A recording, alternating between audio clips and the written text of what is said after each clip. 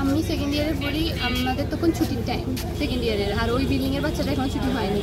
আমি তখন বাইরে হয়েছি, বাইরে হয়ে বিল্ডিংয়ের সামনে দিয়ে ক্রস করতেছিলাম, উপর দিয়ে জেট প্লেন যাচ্ছিলো। অত বেশি বার্তা দিই নিয়ে সামনে হাঁটা শুরু করছি, দেখি জেট প্লেনটা হঠাৎ করে আসি আমাদের বিল্ডিংয়ের মধ্যে ঢুকে গেছে। এবার আমি হয়ে তাকে রেখি, কিছু বোঝার আগে সেকেন্ডের মধ্যে একটা ব্লাস্ট করছি। ব্লাস্ট করার সাথে তাপে সবাই দৌড়ানো শুরু করছে, আমিও দৌড়ানো শুরু করছি, সামনের দিকে দৌড়াই যে পড়ে গেছি।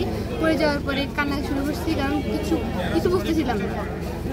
তারপরে আর ওই জেট প্লেনটা দরজার উপরে বসছিল পুরোটা, তো বাচ্চারা বের হতে পারতেছিল না। এই পাশের যে বাচ্চাগুলো ছিল তারা রেলিং ধরে অনেক করতেছিল, রেলিং বাইর হওয়ার জন্য কান্নাকাটি করতেছিল, চিল্লাচিল্লি করতেছিল, কেউ কিছু করতে পারতেছিল না।